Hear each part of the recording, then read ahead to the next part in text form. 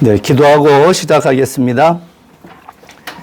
하나님 아버지 은혜를 감사합니다. 오늘 분주한 하루도 주님 안에서 살게 하시며 특별히 하나님의 은혜 가운데 거하게 하신 것 감사합니다.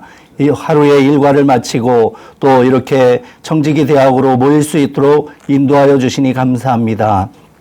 오늘도 하나님의 그 크신 사랑을 또 깨닫고 또 주님의 몸된 교회를 섬길 때에 어떻게 섬겨야 되는지를 깊이 묵상하며 올바른 청지기로 세워질 수 있도록 주님 인도하여 주옵소서. 예수님의 이름으로 기도드립니다. 아멘. 네. 저는 남궁령이라고 합니다.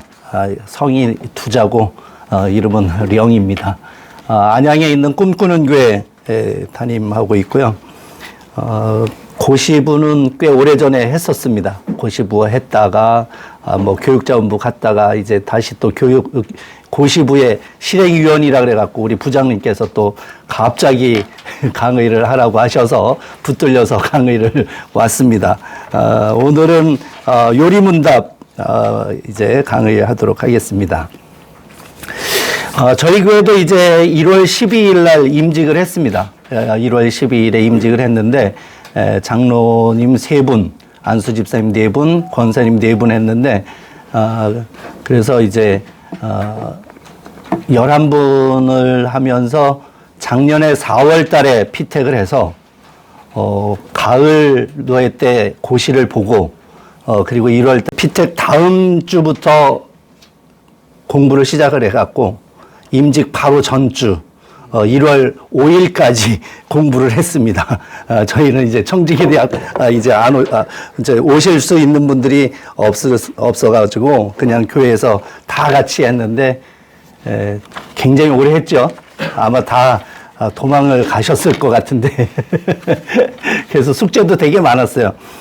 그래서 교재를 얼마나 했느냐 하면 이게 이제 우리 총회에서 나온 교재예요. 이게 총회에서 나온 청지기대학 이게 충성된 일꾼이라고 이것이 이제 주 교재예요. 그래서 이제 여기에 뭐 교회론에 대해서 뭐 또 직분론, 신앙고백, 또 역할론, 신앙생활 뭐 아주 전반적인 것에 대해서 다 들어 있거든요.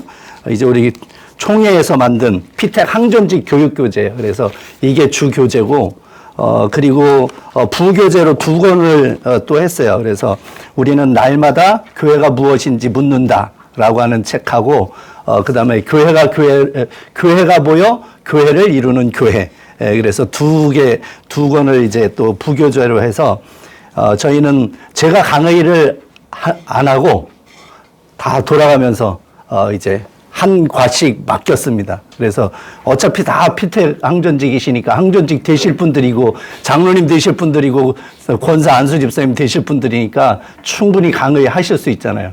그래서 강의를 맡겼어요. 그래갖고 이제 요약해갖고 프린트 하실 분 프린트하고 PPT 하실 분들 PPT 해갖고 이제 그날 강사죠. 강사가 하시고 그다음에 이제 또 같이 또 나누고 그렇게 해서 하고 그리고 이제 교회가 모여 교회가 되는 교회는 저기 완도에 있는 완도 성광교회 담임 목사님이 쓰신 책이에요. 그래서 42년 개척해서 42년 목회하시고 그 42년간의 목회 그 내용의 엑기스를 이제 책으로 냈는데 그거를 이제 또 나누고 그리고 이제 마지막 수련회 겸 완도까지 갔죠. 완도까지 가서 1박 2일로 거기 앞에 여관 잡아가지고 그 완도 교회 가갖고 교회도 보고 또 목사님 사택에 가서 한밤중에 3시간 또 강의 듣고 또 그 다음 날에는 완도 그 교회 주변에 있는 그 주민들이 진짜 그런가? 주민들이 정말 이 완도 성광교회를 이 책에 쓴 내용처럼 그렇게 인지하고 있는가? 이제 직접 이제 우리가 저희가 직접 이제 거기에 가가고 몇 가정 이렇게 다니면서 진짜 그러냐 하고 확인하고 이렇게 하고 와갖고 이제 그렇게 하고 보니까 생각이 많이 바뀌었더라고요. 그래서 우리도 한번 평신도 2주로 한번 해보자 했는데 체질이 체질이 우리가 뭐 대부분의 교회들이 그러잖아요. 어떤 위원회가 있고 부서가 있고 그러면 당회에서 올해 이 위원장은 누가 하고 부장은 누가 하고 여기에 뭐 부원은 누구 하고 당회에서 다 이제 내리꽂는 것처럼 그렇게 하잖아요. 근데 거기는 그런 게 아니라 성도들끼리 이런 부서 있으면 좋겠다. 그러면 필요에 따라서 몇 명씩 모여갖고 이제 부서를 만들어갖고 500개가 넘는 위원회가 있더라고요.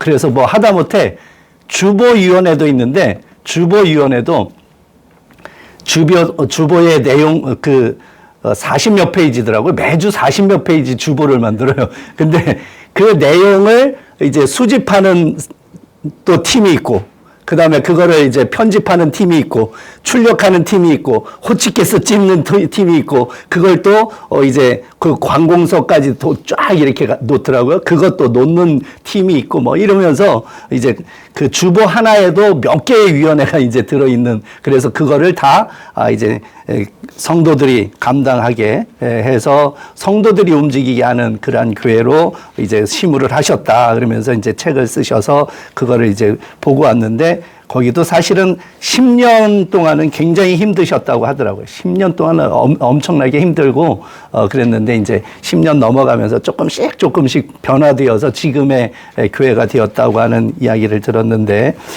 그래서 그런 식으로다가 이제 교회 안에서, 항전직 교육을 하니까 참 좋더라고요. 그래서 지난번에 5년 전에는 이제 또 장로님이 안 계셔서 그냥 그때도 아웃리치를 이제 계획을 해가지고 이제 그 1박 2일로 2박 3일로 시간을 못 내시는 분들은 이제 그 근교에 용인에 가서 이제 몇 개 교회 가갖고 이제 노방전도 같이 도와주는 거 하고 2박 3일 시간 낼 수 있는 분들은 제주도에 가갖고 제주도에 있는 교회에 가서 그 주변에 같이 노방전도 하고 또 지역 주민들 섬기고 그렇게 이제 하면서 이게 이제 졸업식입니다 하고서 했던 적이 있는데 이제 그렇게 이제 했는데 이제 우리 오신 분들은 지금 4개 교회인가요?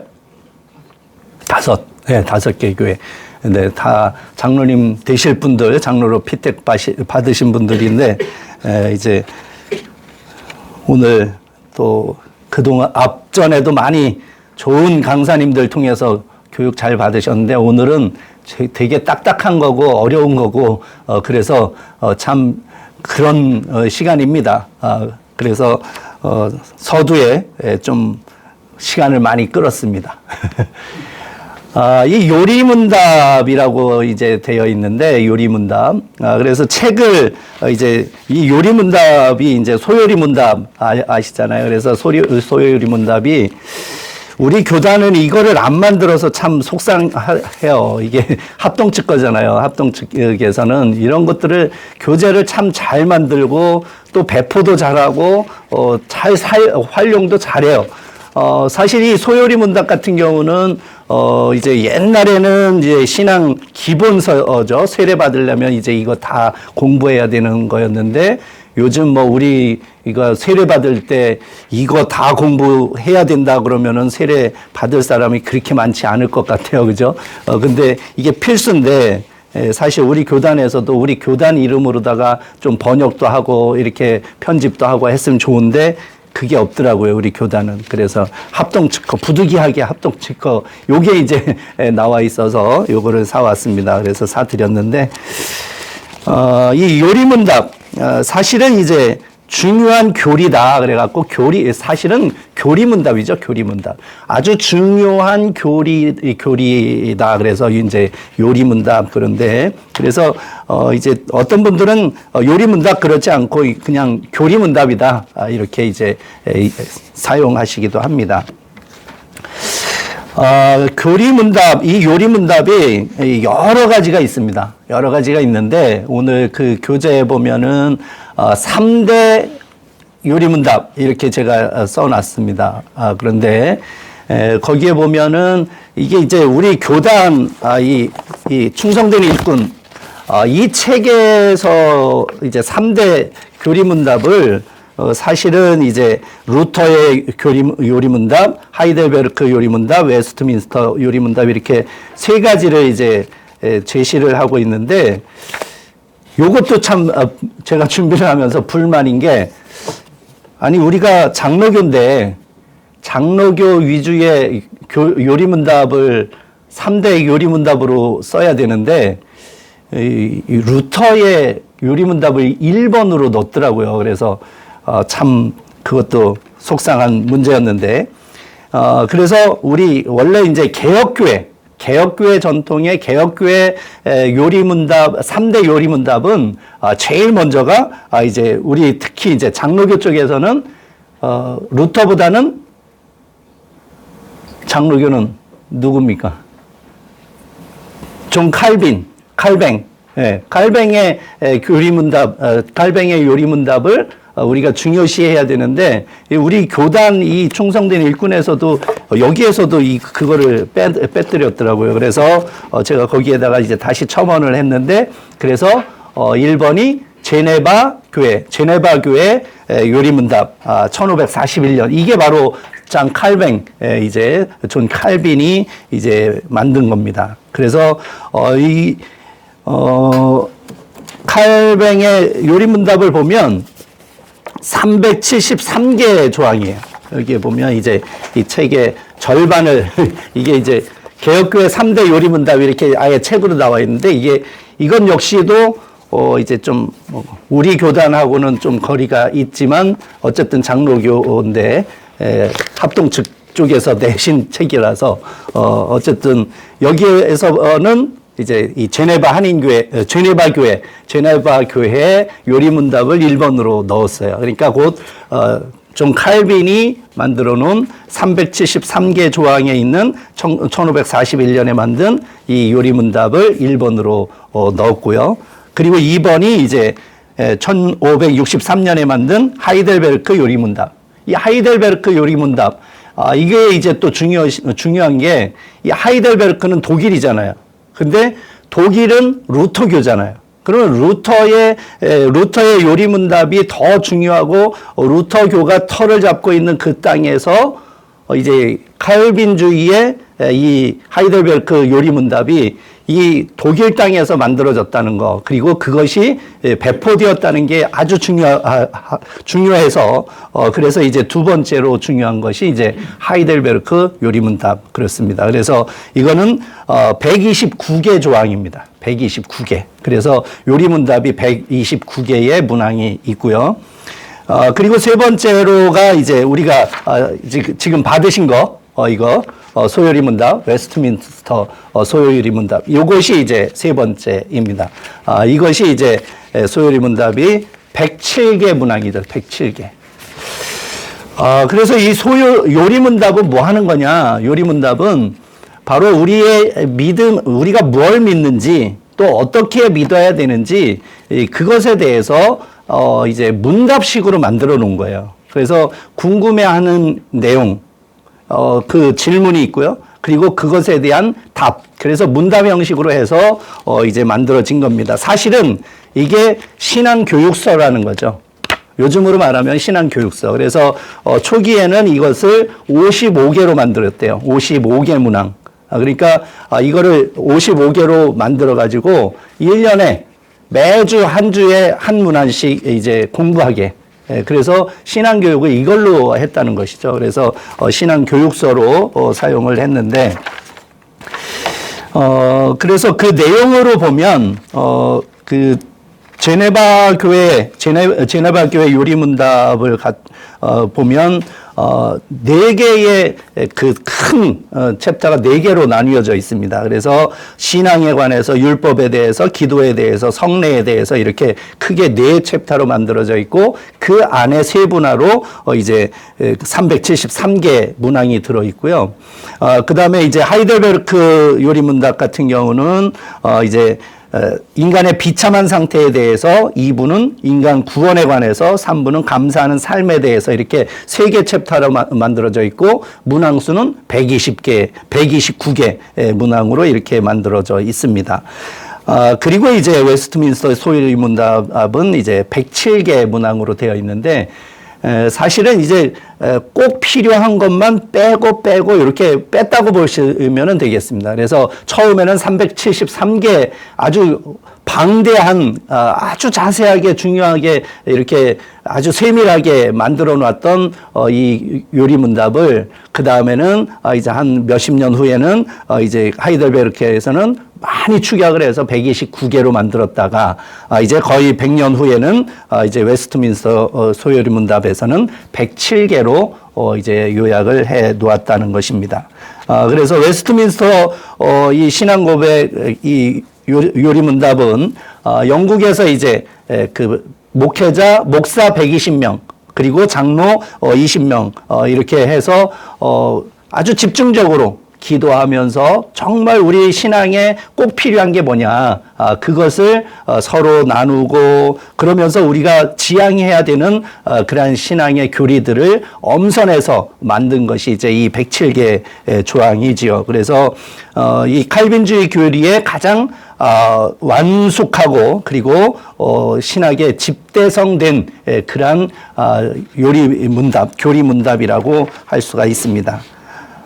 그래서 이 요리 문답서는요 정말 중요한 게 우리나라 한국 교회에서도 굉장히 중요시했어요. 그래서 그 옛날 문서를 보면 우리나라 초기 교회에서는요 장로님들을 세울 때 이 107개를 암송시켰대요.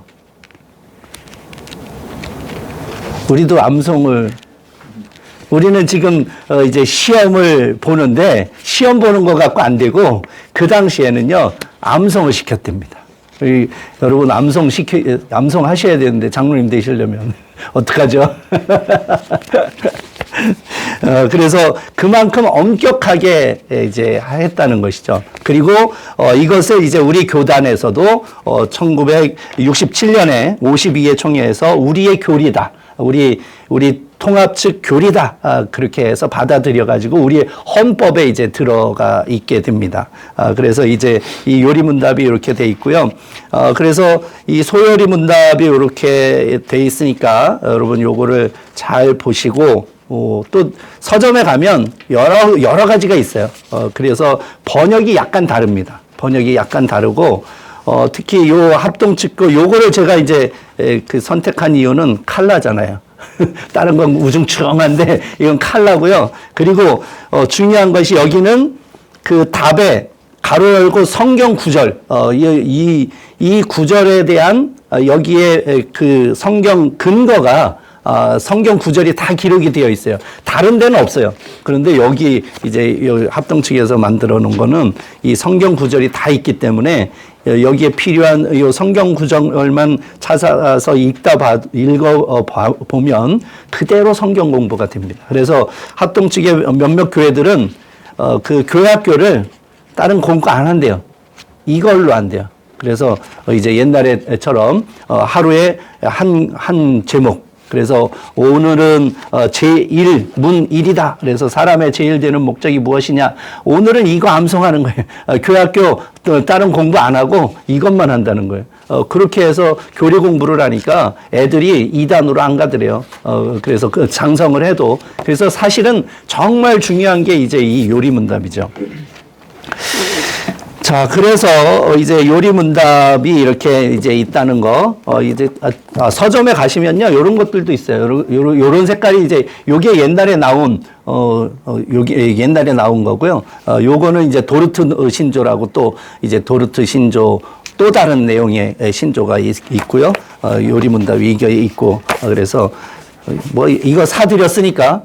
제가 사드렸으니까 선물로 드렸습니다. 강사비를 지불을 하지 않고 제가 강사료를 여러분께 드렸습니다. 그러니까 여러분이 강사하셔요. 이제 돈 받으셨으니까. 네. 그래서 이렇게 보시면 되겠습니다. 그래서, 내용을 좀 살펴봐야 되겠죠? 이 요리 문답에 대해서. 웨스트민스터 요리 문답, 이 107개의 문항인데요. 107개의 문항을 보면, 이제, 8개의 주제로 나눠 있습니다. 8개. 여기에는 표시가 안 돼 있지만은, 8개로 나뉘는데 1번부터 3번이 성경에 대한 진리입니다. 그리고 4번부터 11번이 하나님에 대해서, 성부 하나님. 그리고 12번부터 19번이 인간에 대한 진리. 그리고 20번부터 28번이 예수 그리스도에 대한, 곧 성자 하나님에 대한 진리. 그 다음에 29번부터 38번이 성령 하나님에 대한 진리. 그리고 39번부터 84번까지가 십계명에 대한 진리고요. 율법이죠. 율법 곧 십계명에 대한 진리고요. 85번부터 98번이 은혜의 수단에 대한 진리입니다. 곧 말씀과 성례전과 기도, 말씀과 성례와 기도, 이 세 가지 은혜의 수단에 대한 진리고요. 그 다음에 99번부터 107번이 주님께서 가르쳐 주신 기도, 주기도문에 대한 그러한 내용입니다. 그래서 좀 세밀하게 이제 좀 살펴보고, 오늘 안 보면은 또 여러분 가져가시면 봐야지 하지만은 내일부터 또 바쁘셔서 그냥 장서가 될 가능성이 굉장히 큽니다. 그죠? 그리고 안 그러면 냄비 받침으로밖에 못 씁니다. 냄비 받침 하긴 좋죠. 두껍지 않으니까. 그러니까 이제 그래도 한 번은 보고 냄비 받침으로 써야 되잖아요. 그러니까 먼저 1번부터 3번이 이제 성경에 대한 진리인데, 우리의 삶의 목적에 대한 것이 1번이에요. 왜 사느냐, 이 문제죠. 왜 사느냐. 여러분도 이제까지 살아오시면서 왜 사느냐에 대한 질문을 스스로 해보셨을 거예요. 그죠? 해보셨죠? 안 해보셨나요? 저는 20살 때 해봤어요. 20살 때 왜 사는가? 굉장히 그 고뇌에 빠져서 그야말로 회색빛 인생을 살아본 적이 있습니다. 이제 제가 지금은 이렇게 퉁퉁하게 얼굴도 이러고 배도 나오고 그렇지만은 그 시절엔 제가 48kg 나갔습니다.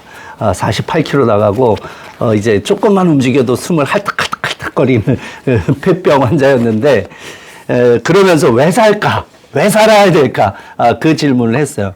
근데 마침 그때 제가 이제 세례를 원래 고등부 때 받아야 되는데 제가 요리 핑계대고 저리 핑계대고 안 받다가 이제 그렇게 꼴락꼴락 할 때 이제 세례를 받겠다 해가지고 이제 세례를 신청을 하고, 그리고 이제 세례 공부를 하는데 제일 먼저 이것이 딱 이제 눈에 들어왔습니다.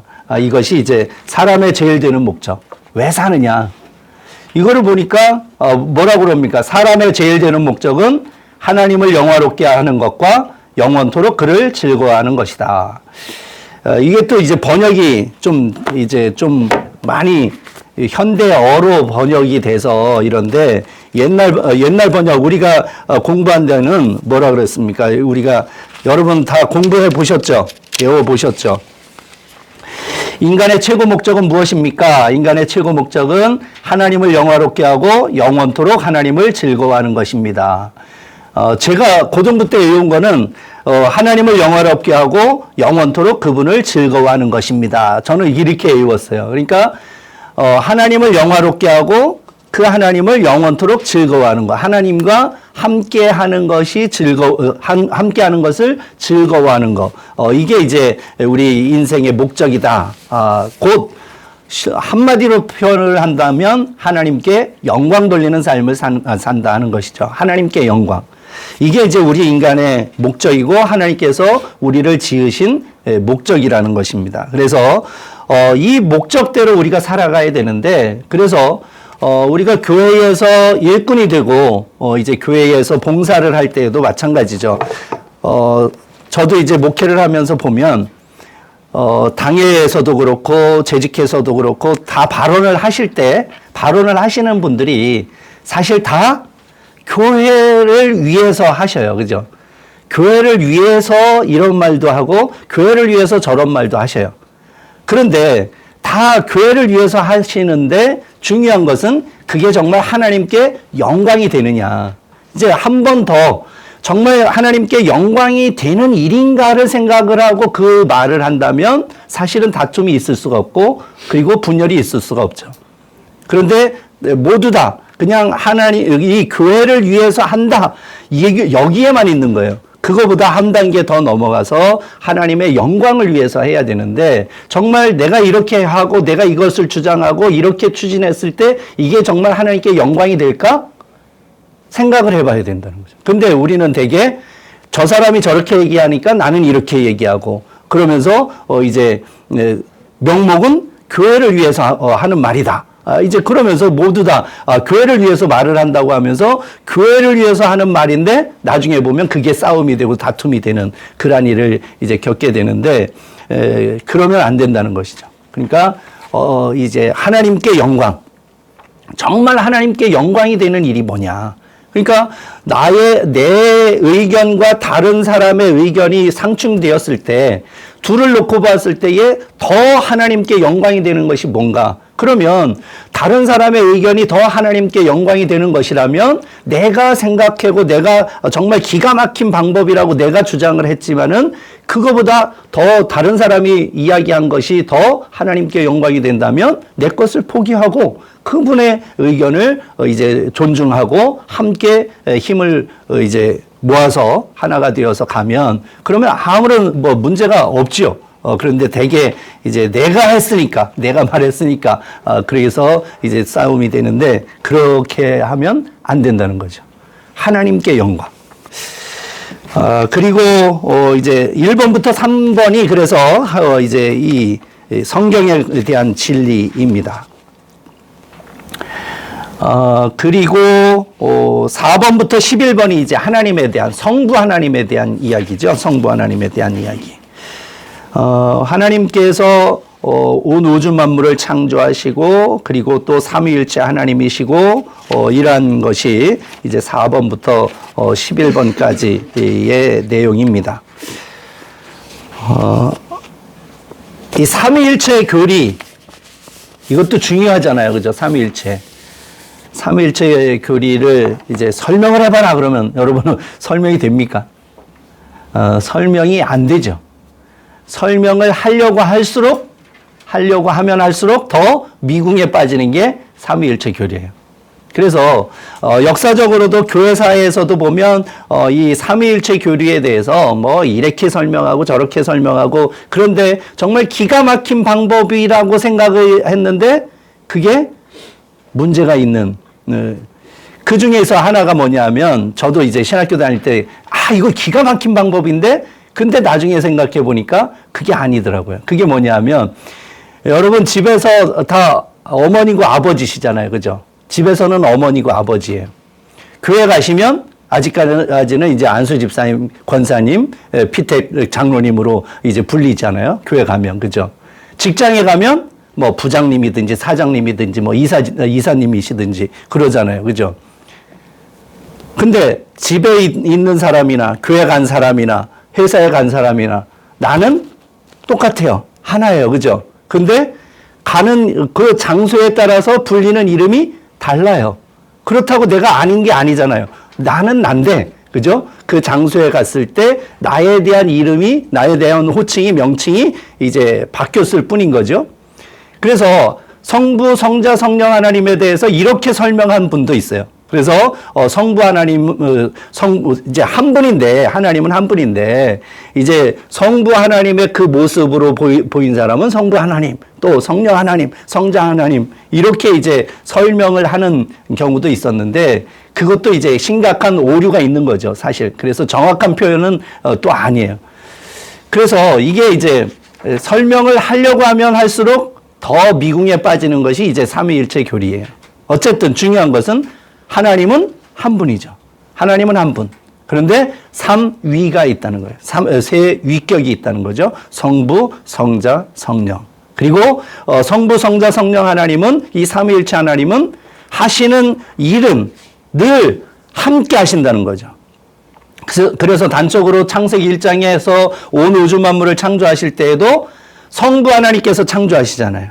말씀으로 창조하시죠. 그 말씀이 바로 성자 예수님. 그리고 하나님의 신은 수면에 운행하시니라. 거기 하나님의 신, 하나님의 영, 바로 성령 하나님. 그래서 성부, 성자, 성령 하나님께서 늘 함께 역사하신다라고 하는 것을 이제 창세기에서도 보고 또 예수님께서 세례 받으시는 그 현장에서도 마찬가지죠. 예수님께서 세례 받으실 때에, 세례 요한에게 세례 받으실 때에 예수님께서, 성자 예수님께서 세례를 받으시잖아요. 그죠? 그런데 그 세례 받고 올라오실 때에 하늘에서 비둘기같이 성령이 임하셨죠. 성령이 임하셨어요. 그리고 하늘에서 음성이 나서 가로되 내 사랑하는 아들이다. 그렇게 이제 말씀하시잖아요. 성부 하나님께서 말씀하시는. 그러니까 그 현장에도, 세례받는 그 현장에도 성부, 성자, 성령 하나님이 함께 역사하셨다. 그러니까 성부, 성자, 성령 하나님은 별개가 아니라는 거예요. 다신이 아니라는 거예요. 우리가 믿는 하나님은 삼신이 아니라는 거예요. 삼신론도 아니에요. 한 분 하나님을 우리는 믿고, 그런데 그 한 분 하나님이시지만 성부, 성자, 성령 삼위가 있다는 거, 이게 이제 이 하나님에 대한 진리 안에 들어 있습니다. 그리고 12번부터 19번까지가 뭐라 그랬죠? 인간에 대한 진리입니다. 인간. 그러니까 인간이 뭐냐? 사실 우리가 뭐 요즘 우리가 살아가는 이 시대가 대단한 시대를 살아가잖아요. 뭐 휴대폰도 이제 계속 진화를 해서, 그죠? 이제는 뭐 옛날에 해외여행 다닐 때 통역을 하면 외국말 못하면 어떡하나 겁이 났지만, 이제는 외국어를 유수하게 안 해도, 유창하게 안 해도, 못해도 이거 하나면 다 되잖아요. 그죠? 이거 하나로 이제 말하고, 그러면 또 통역도 해주고, 그런 세대에 우리가 살아가고 있는데, 그런데 그래서 인간이 할 수 없는 일이 없다고 느껴지는 이 시대지만은 사실 가장 연약한 것이 인간이죠. 우리 인간의 청각이 굉장히 발달이 됐죠. 청각이 발달됐어요. 그런데 우리 인간의 청각보다 더 뛰어난 청각을 가진 동물들이 뭐가 있습니까? 여러분 집에서 키우시는 강아지도 우리보다 훨씬 더 청각이 뛰어나요. 그래서 여러분이 밖에 나갔다가 차가 주차장으로 들어오는 그 소리를 우리 아빠의 차 소리다. 그리고 현관으로 들어오는 발자국 소리, 요거 아빠의 발자국 소리다. 이것까지 아는 거예요. 그죠? 그러니까 이제 근처에 오면 그냥 그 현관문에서 뱅글뱅글 돌잖아요. 들었거든요. 또 후각도 마찬가지고, 뭐 박쥐도 마찬가지죠. 박쥐도 우리보다 더 뛰어난 청각을 가지고 있고, 사실 그런 면으로 보면 어떻게 보면 인간이 가장 연약한 존재예요. 사실 뭐 송아지나 강아지나 뭐 망아지나 모두 다 태어나면 조금 있으면 어때요? 송아지도요, 딱 이제 바닥에 떨어지면 어미가 그거 태반 이렇게 핥아주고 나면 조금 버둥버둥 되다가 어떻게 돼요? 바로 지발로 일어서서 걸어요. 그죠? 하루도 안 걸려요. 몇 분 안 걸려요. 지발로 걸어 다녀요. 근데 사람은 어때요? 태어나면요, 손이 얼마나 많이 가요. 그죠? 태어나면 뭐 바로 걷나요? 그죠? 걷긴 뭘 걸어요. 그죠? 뒤집지도 못하죠. 기지도 못하죠. 그러니까 처음에 이제 뒤집다가, 이제 엉금엉금 기다가, 문갑 잡고 일어서다가, 그러면 이제 한 발짝 뛰면 또 박수 치고, 그것도 동영상 찍어 놓고 그러잖아요. 다 우리. 그러다가 또 이제 엄마라고 말하지도 않았는데, 엄마는 엄마라고 했다고 우기잖아요. 그죠? 그냥 애가 어쩌다가 소리가 났는데 그걸 엄마라고 했다고, 아빠라고 했다고 그러고, 근데 정말 말을 하려면 또 2, 3년 지나야 되고, 이게 인간이란 말이에요. 그만큼 연약한 것이 우리 인간이에요. 그러니까 우리 인간은 그렇게 연약한 존재고요. 그리고 또 우리는 죽을 수밖에 없는 존재잖아요. 죽을 수밖에 없는 존재. 또 영원히 죽을 수밖에 없는 존재. 죄로 인해서, 아담의 죄로 인해서 우리는 영원히 죽을 수밖에 없는 존재.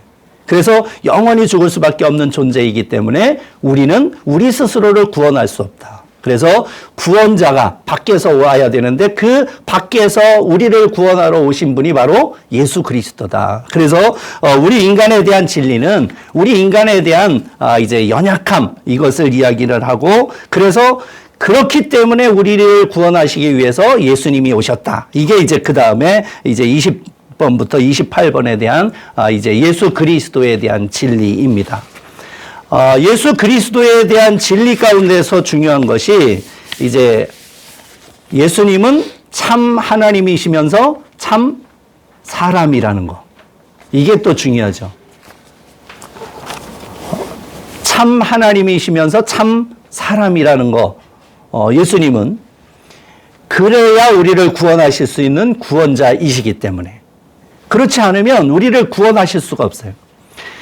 예수님은 원래 하나님이시잖아요. 하나님의 아들. 하나님의 아들로 표현이 되지만 어쨌든 하나님이에요. 그 하나님께서 우리를 구원하시기 위해서, 우리 인간을 구원하시기 위해서 인간의 몸을 입고 오셨죠. 성육신. 그죠? 그게 바로 예수님께서 인간의 몸을 입고 이 땅에 오신 성육신 사건이에요. 성육신 하셨다고 완전히 구원이 되는 게 아니잖아요. 성육신 하신 그 예수님께서 우리가 겪어야 되는 슬픔, 고난, 또 배신, 이러한 것들 다 겪으셨어요.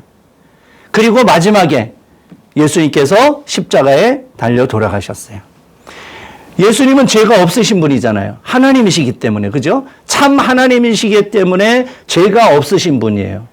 그런데 예수님께서 죄가 없으신 분임에도 불구하고 세례도 받으시고 죄가 없으신 분임에도 불구하고 십자가에 죽으셨어요. 왜냐하면 우리가 죽어야 되는 십자가이기 때문에. 모든 인간이 다 죽어야 되는 거예요. 모든 인간은 죄인이기 때문에 십자가에 다 못 박혀서 죽어야 되는 존재예요. 그러면 나만 할 사람이 없죠. 그러니까 바로 죄가 없으신, 흠 없는 죄물로서 예수님께서 십자가에 달려 돌아가신 거죠. 그래서 십자가에 달려 돌아가신 그 예수님이 나의 주님입니다라고 믿는 자는 구원을 얻게 되는 거죠. 죄가 없다, 죄가 씻음 받았다, 이제 의롭다 인정하심을 받고 그리고 우리가 구원을 받게 된다 하는 것이죠. 그래서 예수님은 참 사람이시기 때문에 우리를 대표해서 십자가에 죽으신 거고, 참 하나님이시기 때문에 또 사망 권세 이기시고 부활하신 것이고, 그래서 예수님은 우리의 참 구원자이시다. 예수님만이 우리의 구원자이시다라고 하는 거, 그것을 이제 기억해야 됩니다. 그래서 이게 중요한 것이요. 이게 확실하지 않으면 누구누구가 구원자이십니다. 누구누구가 참 감람나무입니다. 누구누구가 이제 동방의 감람나무입니다. 라고 말하는 데에 헬렐레하고 따라간단 말이에요. 제가 춘천에서 고등학교를 나와갖고 이제 그 서울에서 춘천, 옛날에 경춘가도잖아요. 그래서 경춘가도 가다 보면 저기 청평에서 가평 사이에 거기에 아주 궁전이 하나 있어요. 여러분도 아마 한 번쯤 지나가시면서 보셨을 거예요.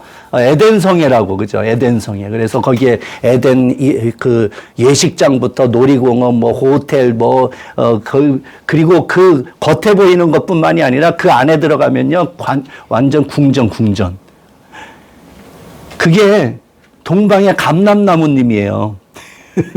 그 에덴성애의 창시자가 이제 원래는 박태선 밑에서 배우던 사람인데 자기가 이제 차려서 나온 거예요. 그래서 박태선은 실패한 감람나무고 자기가 성공한 감람나무다 그러면서 완성자래, 스스로. 완성자, 내가 완성자다 그러면서 이제 사람들을 규합을 해갖고 거기에 그 신도들을 다 들여서 거기에 있는 직원들이 다 이제 그 신도들인 거예요. 거기에 이제 노력봉사하는 사람들이 그렇게 해서 이제 돈을 불리고 이제 그러는데, 아니, 우리가 성경을 읽어봐도 사람이 어떻게 완성자가 됩니까? 사람이 어떻게 감람나무가 돼요? 예수님이 참 감람나무잖아요. 성경에서 참 감람나무라고 표현한 게 예수님이잖아요.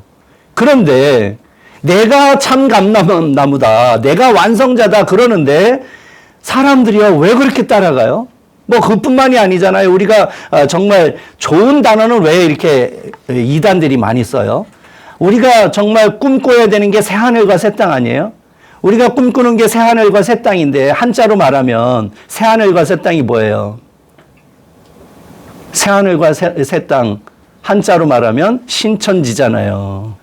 우리가 꿈꿔야 되는 신천지가 이 이단이 가져다가 신천지라고 쓰니 이게 참 그렇잖아요. 그죠? 그런데 그 이만희라고 하는 사람도 뭐 자기가 예수잖아요. 자기가 예수. 그런데도 거기에 끌려가갖고 그 사람들, 그 양반이 이제 뭐 예수님인 것처럼 그렇게 헬렐레하고 따라다니는 것을 보면, 그리고 처음에는 뭐 14만 4천 명만 채우면 끝나는 줄 알았어요. 그런데 지금은 엄청나다잖아요. 14만 4천 명도 넘는다잖아요. 그러니까 지금은 더 확장되었다. 각 지파별로 14만 4천 명이다. 뭐 그렇게 해갖고 또 이제 전도하라고 그런다는데, 우리가 사람들이 거기에 끌려가는 사람들이 대부분 교회 다녔던 사람들이에요. 왕년에 교회 좀 다녔던 사람들, 왕년에 세례 받았던 사람들, 왕년에 교회에서 직분 받았던 사람들, 심지어는 또 목사들도 많이 있어요.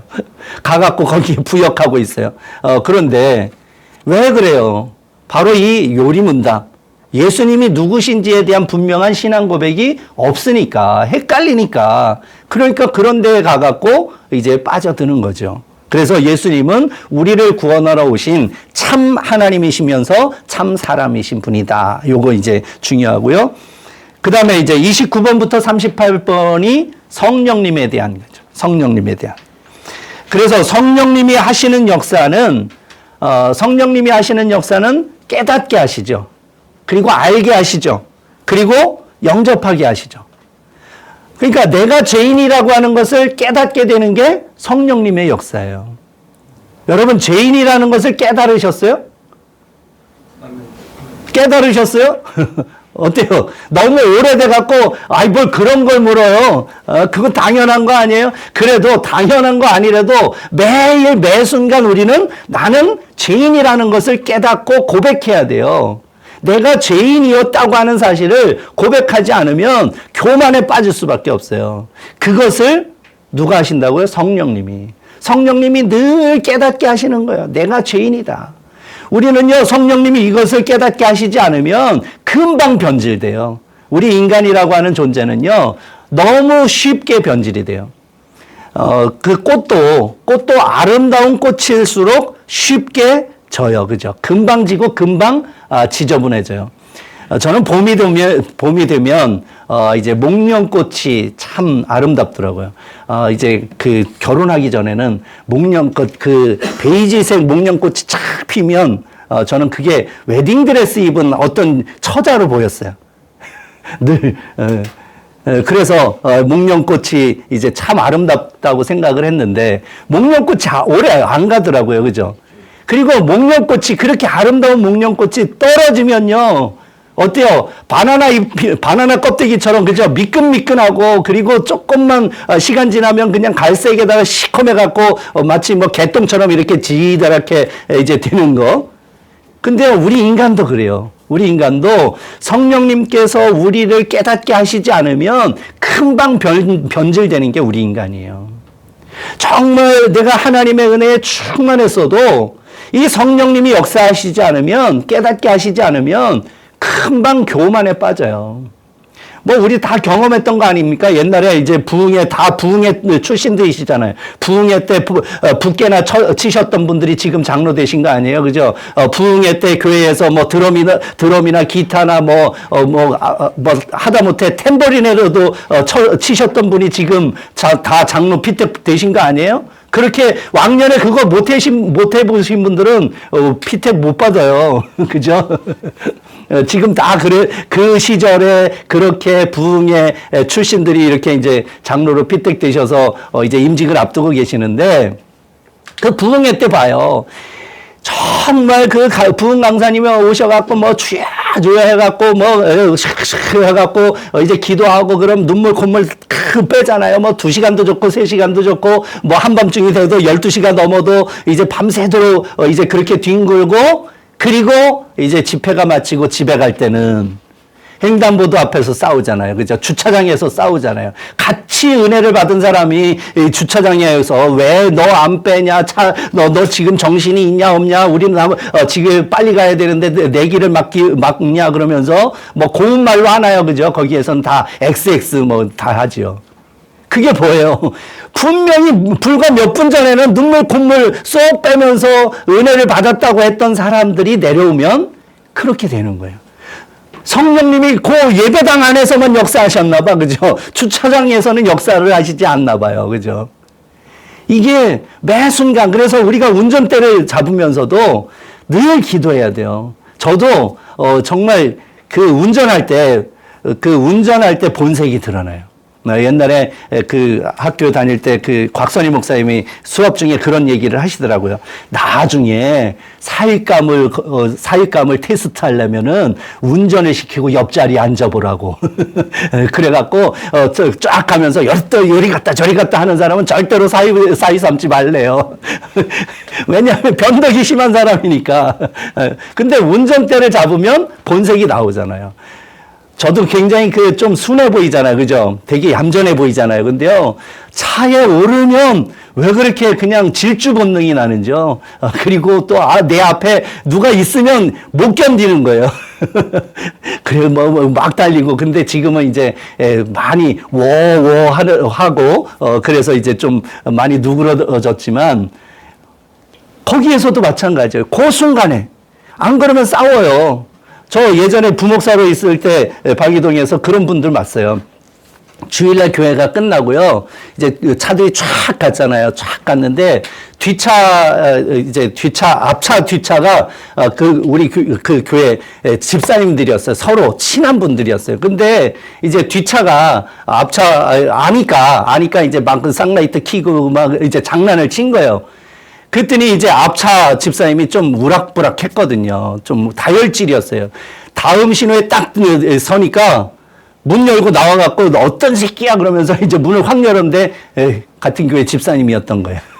그러면서 거기서 이제 근데 그분이 나중에 목사가 되어서 지금 이제 개척을 하셨는데 그런 일이 벌어지는 거예요. 그죠? 그게 본색이 나오는 거예요. 왜냐하면 성령님이 내 속을 다스리시지 않으면, 깨닫게 하시지 않으면, 내가 죄인이라는 것을 깨닫게 하시지 않으면 우리는 변질될 수밖에 없는 존재라는 거. 그래서 늘 그거를 인식하게 우리 성령님이 하신다는 것이죠. 그리고 또 알게 하시고, 예수 그리스도의 그 복음의 진수를 또 알게 하시고, 그리고 예수님을 나의 구주로 영접하게 하시고, 또 예수님이 나의 주님이십니다. 입으로 고백하게 하시는 것이 바로 성령님의 역사다 하는 것이죠. 그게 이제 29번부터 38번이고요. 그 다음에 39번부터 84번이 이제 10계명, 율법에 대한 거예요. 10계명은 뭐 다 애호잖아요. 그죠? 제가 우리 요번에 임직 받을 때는 전보다 더 정말 빡세게 했어요. 왜냐하면 지난번 2019년에는 이제 장로님이 안 계시고 권사님과 안수 집사님만 세워서 조금 부드럽게 했고요. 숙제도 많이 안 내줬어요. 근데 이번에는 장로님이 세 분이 꼈기 때문에 숙제를 어마무시하게 냈어요. 그래갖고 기도문을 39개 내게 했어요. 기도문을. 그래서 이제 주일 기도 이제 하시잖아요. 그죠? 주일 기도 하니까 한 달에 하나씩. 그래서 1월 기도문, 2월 기도문 해서 12월까지 12개 기본적으로 월별 주일 대표 기도문, 그다음에 이제 우리 장례가 있으면, 이제 임종 예배, 또 입관 예배, 위로 예배, 발인 예배, 화장 예배, 안치 예배, 이때에 또 이제 장로님들이 기도해 주셔야 되잖아요. 그러니까 그것도 훈련 안 하시면, 기도 못 해요. 그래서 그것도 다 쓰시라고. 그리고 또 이제 또 개인 축하할 때 생일 축하, 해감, 또 돌, 이런 거, 또 이사 신방, 이런 또 신방에 관한. 그래서 38개인가 39개를 쓰라고 했어요. 매주 체크했어요. 근데 아직 한 분이 2개를 안 냈어요. 근데 임직을 해버렸어요. 그래서 지금 기회를 보고 있어요. 그래서 이제 11분한테 공지를 하려고 그래요. 그래서 이분이 지금 장로님이 되셨는데 2개를 숙제를 안 했습니다. 그래서 제 생각에는 이분으로 하여금 이거를 속죄하는 기회를 드립시다. 그래서 우리 주일에 전 교인에게 주일날 밥을 한번 쏘게 합시다. 지금 이제 기회를 보고 있어요. 그래서 지금 아직까지는 지금 유예 기간인데 그래서 맨 마지막에 그 숙제가 뭐냐면 내가 임직 받아서 이렇게 봉사하겠습니다까지예요. 그러니까 그분이 지금 그걸 못 썼어요. 그래서 어떻게 봉사할지 방향이 안 잡혀서 그러신 것 같아서 좀 기회를 드리는데 하여간, 그럽니다. 그래서 그렇게 하고 또 이제 매 책마다 이제 리포트 쓰라 그러고 뭐 10계명 외워서 쓰라 그러고 사도신경 주기도문 외워서 쓰라고. 그러니까 입으로 외우는 거 말고 쓰라 그랬어요. 쓰라고. 그게 진짜 어려워요. 그죠? 그거 진짜 어려워요. 그렇게 해서 숙제를 하고 막 그랬는데 10계명도 마찬가지예요. 10계명도. 10계명도 다 할 것 같은데 안 돼요. 그죠?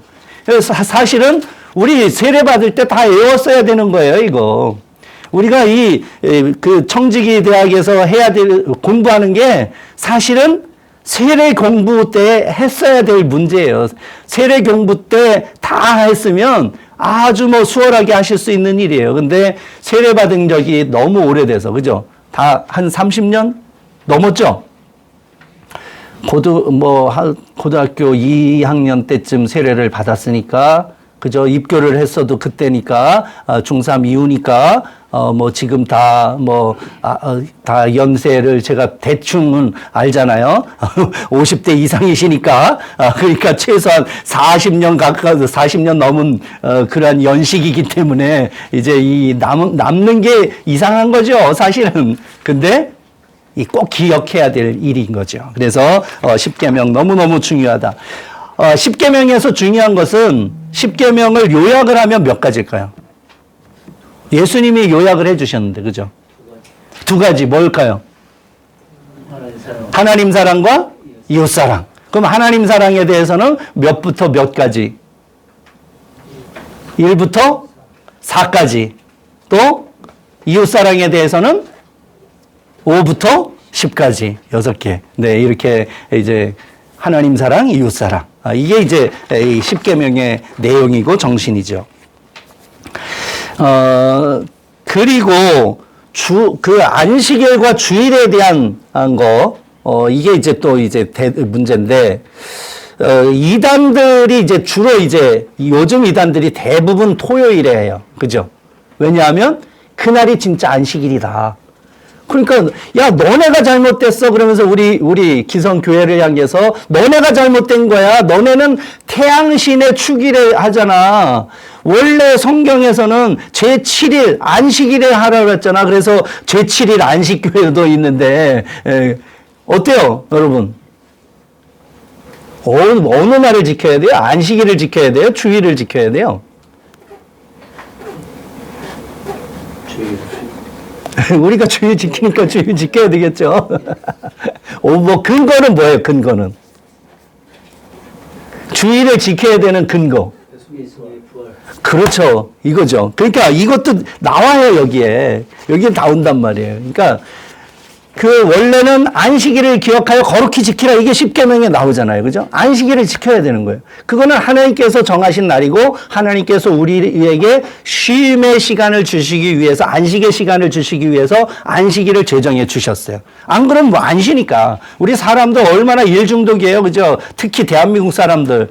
그런데 안식해야 돼요. 그러니까 하나님이 우리의 연약함을 아시고 안식의 시간을 주시기 위해서 안식일을 만들어 놓으셨는데 그런데 예수님께서 우리의 죄를 대신 짊어지시고 십자가에 죽으시고 그리고 사망 권세 이기시고 부활하신 날이 안식 후 첫날, 안식일 다음 날, 주일, 일요일. 그러니까 일요일 아침 새벽에 부활을 하셨으니까 이제 예수님께서 부활하신 이후에는 우리가 이 날이 더 중요하다 해서 이제 주일에 드리게 된 거죠. 그래서 사도행전에도 보면 몇 군데가 나와요. 두 날을 지키는 사람들이 나와요. 그죠? 안식일에 예배를 드리고 또 주일에 예배를 드리는 두 날에 대한 이야기도 사도 바울이 합니다. 그런데 그때 사도 바울이 이제 두 날 중에 이 날도 되고 저 날도 된다. 그러나 중요한 것은 주님이 부활하신 이 날에 예배를 드리는 것이 훨씬 더 좋다는 것을 이제 피력하는 그런 내용들이 몇 군데 나오잖아요. 예수님이 부활하신 날이 중요하니까 그래서 이제 우리는 예수님 부활하신 이후에는 이제 주일에 모이게 된 거죠. 그러니까 뭐 그러다 보니까 사실 요즘에는 이제 주일 예배가 오히려 더 힘들어요. 그죠? 왜냐하면 주 5일 근무가 되다 보니까 옛날에는 토요일도 반공일이라서, 반공일 아시잖아요. 다 반공일 세대잖아요. 그죠? 국민학교 시절이고 우린 다 국민학교 나온 사람들이잖아요. 소학교는 아니에요. 그죠? 우리는 소학교 안 나왔어. 그죠? 우린 국민학교 세대인데 반공일이 있었어요. 그래서 반공일 토요일에도 근무했기 때문에 주일만 유일하게 쉬었기 때문에 주일날 예배 드리는 게 아주 당연하게 생각됐고 이제 그것이 체질이 됐는데 주 5일이 되니까 토요일도 공휴일이 되는 거죠. 그죠? 그러니까 금요일이 이제 불금. 옛날에는 이제 금요일이 불금이었는데 이제는 목요일이 불목일이에요. 그죠? 금요일은 빨리 집에 가서 애들하고 이제 야외로 나가야 되기 때문에 캠핑을 가야 되기 때문에 금요일에 회식을 잡으면 절대로 안 간다잖아요. 그래서 이제 금요일부터 이제 바쁘잖아요. 근데 토요일이 쉬다 보니까 이제 이 안식교나 뭐 주로 이단들이 거봐라, 안식일에 예배하는 게 얼마나 좋냐. 안식일에 예배하고, 일요일날 놀러가. 얼마나 말이 좋은지 몰라요. 그러다 보니까 이제 이 안식일 개념도 많이 희석화되고, 그래서 온누리교회 같은 경우는 일찌감치 토요 주일 예배를 했어요. 토요 주일 예배. 그래서 지금도 하더라고요. 토요일에도 주일 예배를 몇 부로 해요.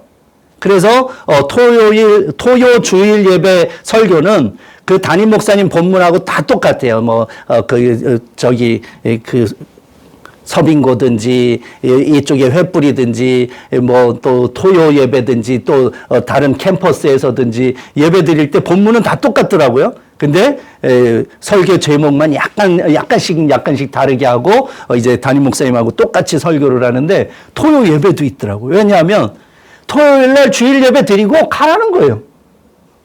주일 예배 지켰으니까, 그죠? 그것도 뭐 이렇게 또 생각해 보면 그것도 일견 또 타당해 보여요. 뭐 주일을 안 지킨 게 아니잖아, 그분. 그죠? 아니, 주일날 예배 드릴 거 미리 땡겨서 주일 예배, 그것도 설교도 똑같아. 설교 본문도 똑같고, 뭐 찬양대 다 서고 똑같이 예배를 드리고 이제 가니까, 또 한켠으로 보면 면죄부 주는 건가? 이제 그런 생각도 들어요. 이제 어쨌든 그래서 주일을 지킨다는 거, 예전에는 주일 성수 얼마나 중요했어요. 그죠? 그래서, 이제 여러분 직장 처음에 잡으실 때는 주일에 쉬느냐, 이게 또 관건이었잖아요. 그죠? 아무리 좋은 직장을 가도 주일에 출근하면, 이제 그거 거부하고, 주일에 좀 월급이 적어도, 사장님이 좀 거시기 해도, 주일에 쉰다. 그러면, 이제 회사로 선택해서 가는, 왜냐하면 주일 성수를 해야 되기 때문에. 근데 지금은 그 주일 성수 개념도 굉장히 이제 희석화되고 이제 주일을 지키는 의미가 점점 약해졌어요. 왜냐하면 희생을 안 하려고 그러니까. 사실 주일 예배가 몇 시예요? 원래 주일 예배는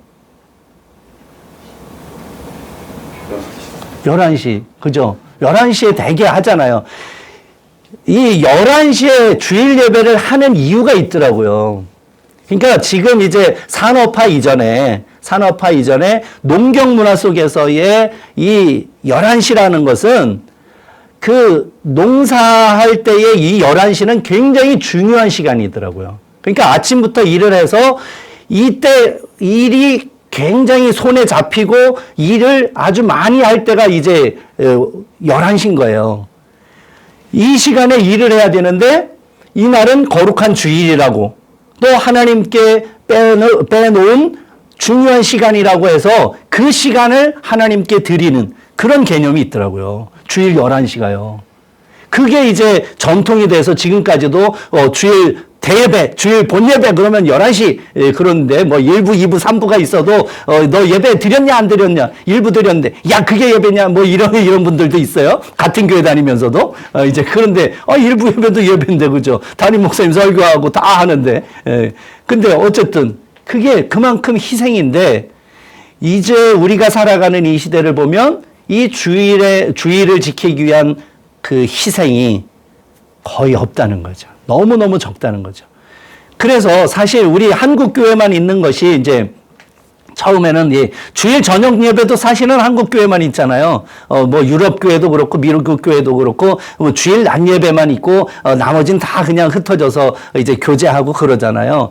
근데 우리는 워낙에 말씀을 사모하는 민족이야, 그죠? 우리가 뭐 대단한 민족 아닙니까? 선교사가 오기도 전에 성경이 들어온 나라잖아요. 성경이 먼저 한글로 번역되어 갖고 만주벌판에서 압록강 타고 넘어온 민족이 우리 한민족, 한국교회잖아요. 그죠? 그만큼 말씀에 대한 사모함이 있기 때문에 주일 예배만 갖고는 우리가 성이 안 찼던 거예요. 그죠? 그래서 주일 저녁에도 모이고, 수요일에도 모이고, 뭐 새벽에도 모이고, 밤에도 모이고, 이게 이제 우리 한국교회의 전통인데, 그런 면에서 보면, 저도 이제 우리 교회도 주일 오후 예배를 드리면서 매번 이제 그런 딜레마에 빠져요. 어떻게 보면 주일 오후 예배가요, 때우고 가는 느낌이 드는 거예요. 때우고 가는 거. 아니, 왕년에 저녁 예배 때는 그래도 예배를 드리려고 예배를 사모하는 마음으로 정말 정성을 다해서 왔던 걸로 기억을 하는데,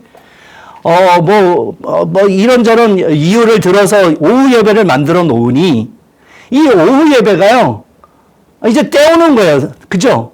그런 식으로 많이 바뀌었어요. 그래가지고, 분명히 같이 11시 예배 마치고, 식당에서 식사하고, 대부분 이제 뭐 1시 반이나 2시나 뭐, 3시 요때 이제 오후 예배 하잖아요. 그러면, 식사하고 커피 마시고 잠깐 교제하고 올라가서 예배 드리면 그 11시 예배 때 인원이 뭐 최소한 80~90%는 올라가야 맞는 거 아니에요?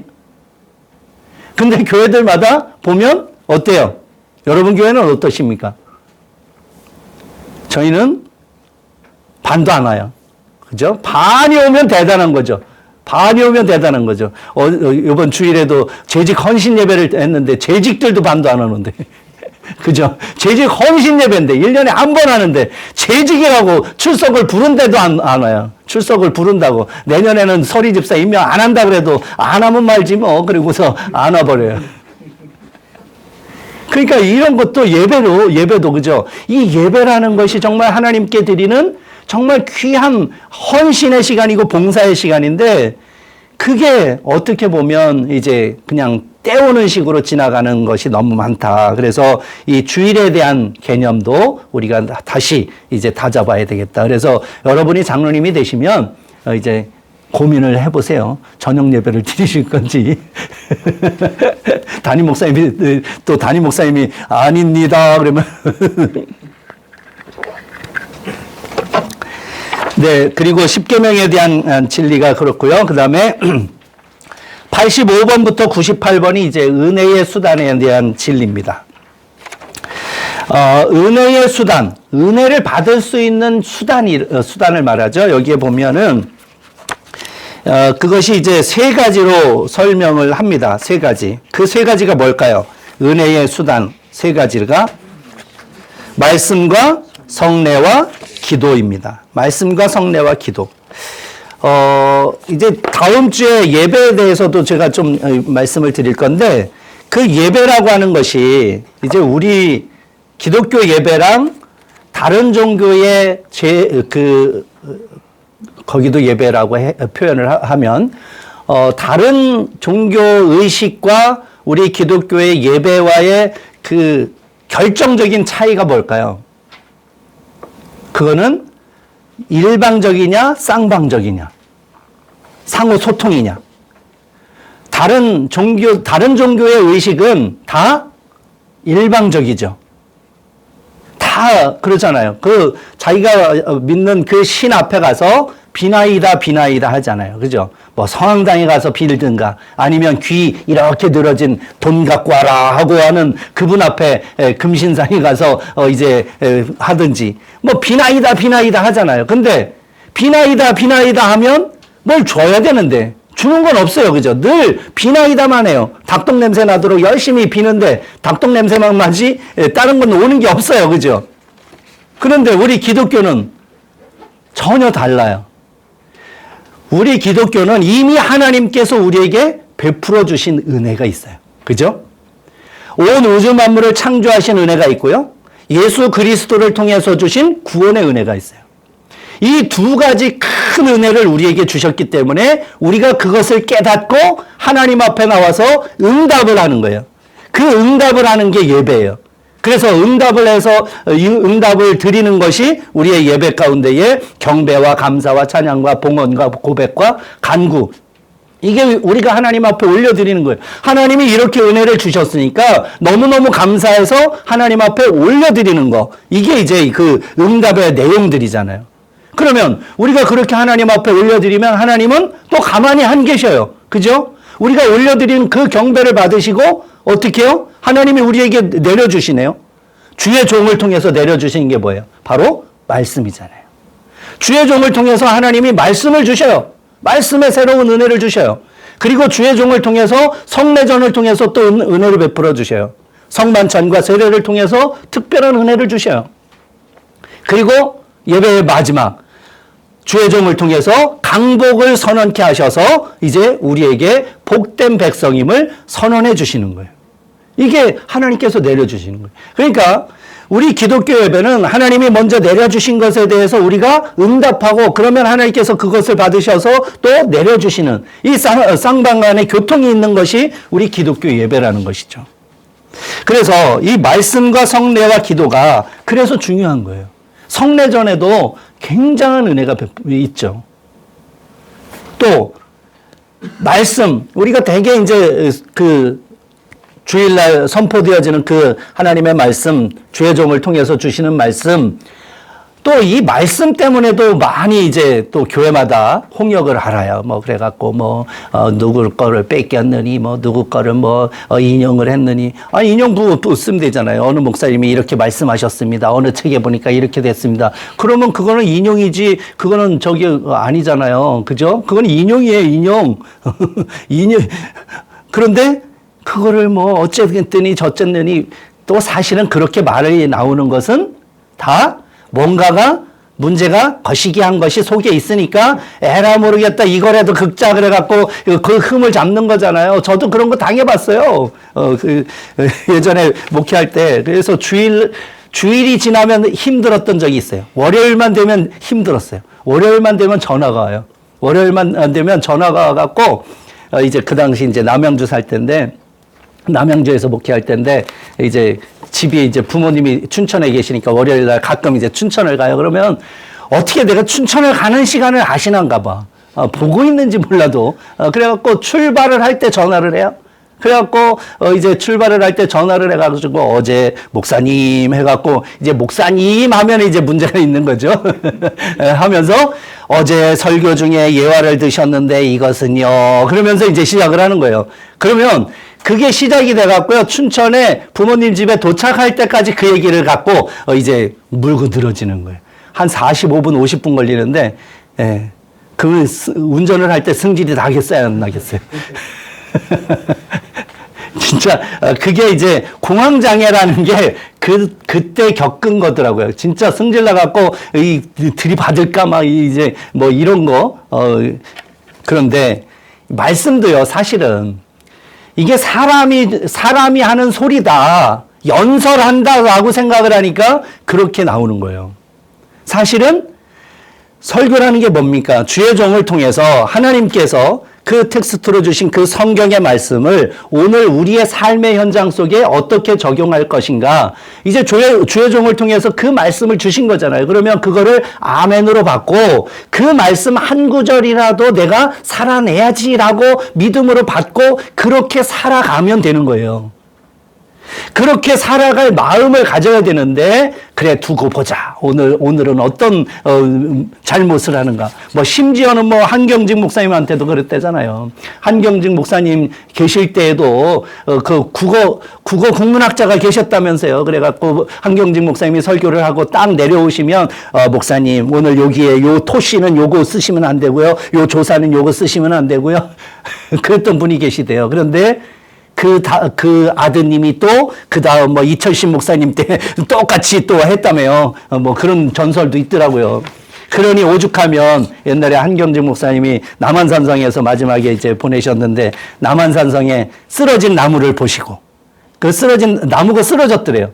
속이 시커멓게 타고 그 나무가 오래되면 시커멓게 타고 이게 시커멓게 돼갖고 쓰러지잖아요. 그 나무를 보시고 한경직 목사님이 그러셨다잖아요. 나무야, 너는 목사도 아닌 것이 왜 그렇게 속이 탔니? 그러니까 우리가 뭐 템플턴상을 받으신 그 한경진 목사님, 한경진 목사님에게도 그런 분이 있었는데 피레미 같은 저에게 이런 거 이거는 세바라 피지만 그러나 중요한 것은 말씀을 받는 입장이 중요하다는 거예요. 그래서 예수님께서도 마태복음 13장에서 그 세 가지 밭의 비유, 그죠? 씨 뿌리는 자의 비유를 통해서 주신 것도 씨에는 문제가 없어요, 그죠? 씨 자체는 문제가 없어요. 씨는 뭐예요? 말씀이잖아요. 말씀 자체는 문제가 없어요. 차이가 나는 건 뭐에서 차이가 나요? 밭에서 차이가 나는 거예요. 돌짝밭이냐, 가시덤불이냐, 이제 길가냐, 기경된 좋은 밭이냐. 그 밭에 차이가 있는 거예요. 똑같은 말씀인데, 그죠? 똑같은 씨앗인데, 이제 돌짝밭, 길가, 가시덤불 속에 떨어진 거는 뭐 조금 자라다가 못 자라요. 왜냐하면 뭐 세상에 뭐 이런 것 저런 거, 고민, 근심, 염려, 이런 것이 이제 기가 눌려갖고 못 자라는 거예요. 그러나 잘 기경된 밭, 그야말로 딱딱한 거 말씀의 방망이로 가루를 만들어서 부드럽게 만들어지고 거기에 말씀이 떨어지고 나면 그러면 거기서 싹이 나서 30배, 60배, 100배의 열매를 맺게 되는 거죠. 그러니까 우리가 말씀을 받을 때에도 그런 마음으로 받아야 돼요. 오늘 나에게 주는 말씀이다. 그래서 우리가 성경을 읽을 때도 그렇고 설교를 듣기 전에도 그렇고 늘 기도하고 받아야 되는 이유가 그거예요. 오늘 이 말씀을 통해서 나에게 주시는 말씀 허락하여 주시고 그 말씀을 내 삶 속에서 살아내게 하여 주옵소서. 그 소원이라고 하는 찬양 있죠.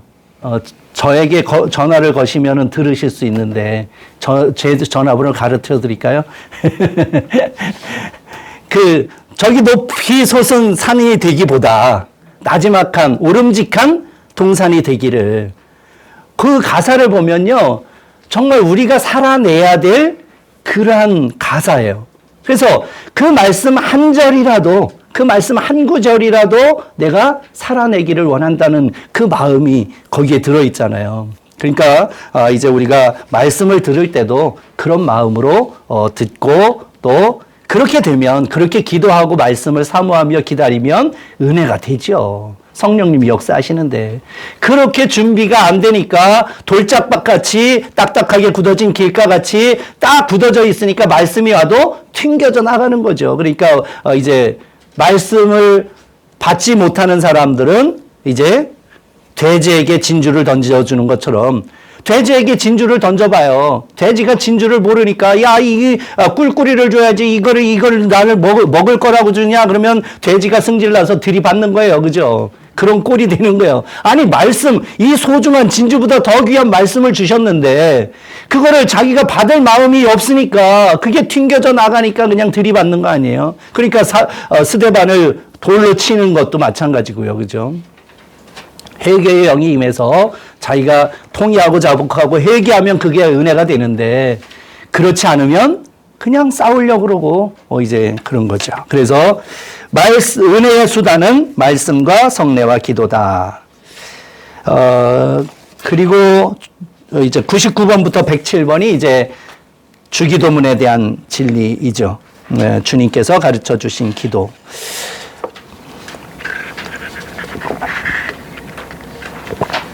네, 이렇게 이제 제가 준비한 내용은 여기까지인데 짧을수록 은혜가 된다 그래서 근데 1시간을 넘어버렸네요. 예정은 1시간 안 하려고 그랬는데 이 뒤에 문제가 있어요. 이 시험을 봐야 된다면서요.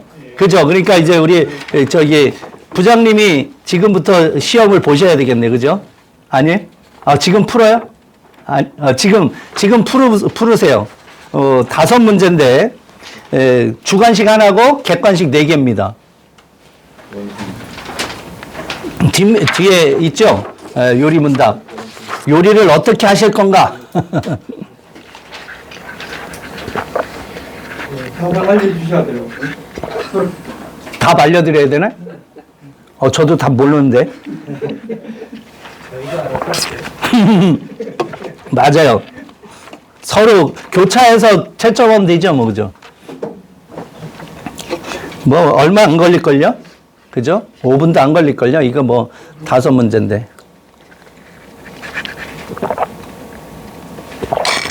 마지막 날 시험 칠 거니까. 아, 오늘이 아니고요? 오늘은 설명해 주는 날. 아, 그러면 이거 마지막 날 시험 보실 거래요? 네네. 100점이네, 그럼. 오늘 오신 분들은. 여기 다 들어있는데, 뭐, 그죠? 네. 혹시 질문하실 게 있나요? 질문을 하시면.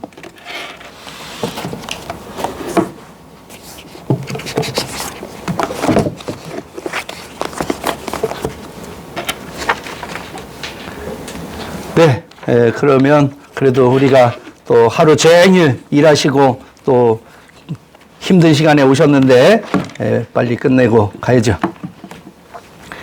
기도하고 마치겠습니다. 하나님 아버지 은혜를 감사합니다.